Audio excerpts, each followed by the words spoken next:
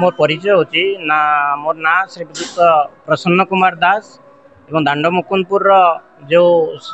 गोपीनाथ मंदिर रे रासोत्सव अनुष्ठित होची श्री श्री गोपीनाथ देव समन्वय रास परिषदर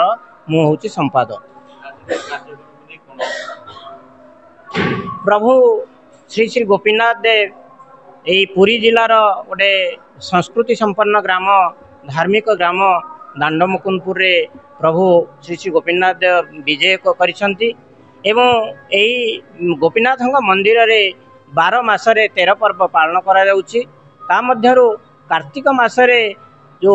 पंचुक 5 दिन एकादशी ठारू पूर्णमी पर्यंत प्रभुंकर पवित्र रासलीला तार गोटे उत्सव ये अनुष्ठित हुए एवं यही रासलीलार जो कार्यक्रम रही दशमी ठारू एको शुभ अधिवास करा जाए एवं एकादशी ठारू पूर्णमी पर्यंत प्रभुंकर जो वृंदावन रे रासलीला तार समस्त प्रसंग को एठी पिला मानकर शिशु कलाकार मानक द्वारा अभिनय माध्यम रे प्रदर्शित हुए। विभिन्न प्रसंग दुर्लभ प्रसंग अच्छी दिव्य प्रसंग अच्छी एवं प्रतिदिन संध्यारे प्रभुंकर चलंती प्रतिमा रास मंडप को विजय होती एवं ता परे परे प्रभु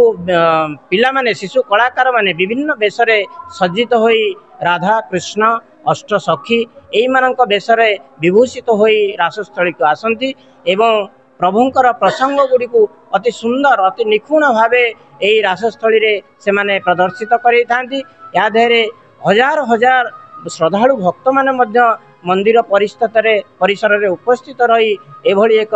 देवदुर्लभ दृश्य को समस्ते दर्शन करिथांती प्रभुंकर नाम श्रवण करिथांती प्रभुंकर गुण को कीर्तन करिथांती एवं बहुत सुंदर भावे यही परिवेश आध्यात्मिक परिवेश बहुत सुंदर भावे अनुष्ठित हो आसुची एवं एथिरे ग्रामवासी सहयोग रही एवं मंदिर ट्रस्ट बोर्ड मध्य सहयोग रही। तेणु आज की प्राय 70 वर्ष धरी यही पवित्र पीठरे श्री श्री गोपीनाथ देव पीठरे एभली एक